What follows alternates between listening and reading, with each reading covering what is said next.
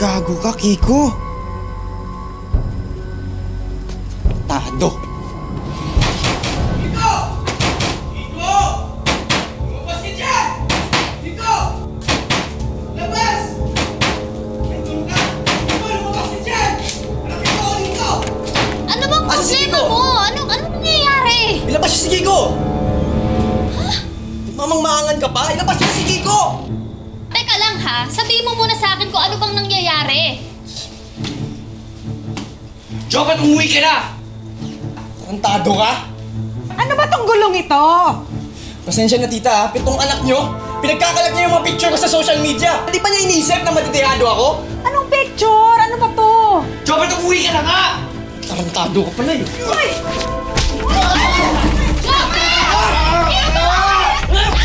Alis ka!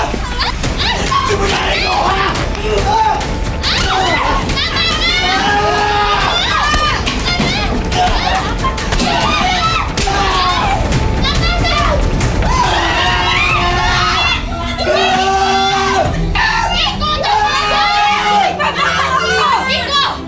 Ano ba problema mo?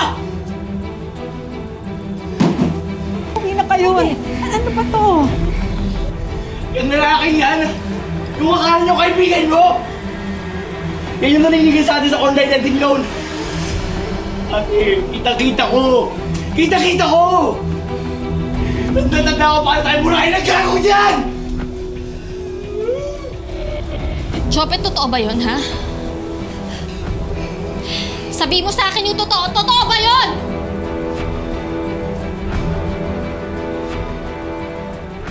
Oo, totoo yun. Pero ginagawa ko lang naman yung trabaho ko. Walang hiya ka? Alam mo bang halos mabali-bali ang mga anak ko sa kahanap ng pera? Hingi sila ng hingi ng extension, pero anong ginawa ninyo?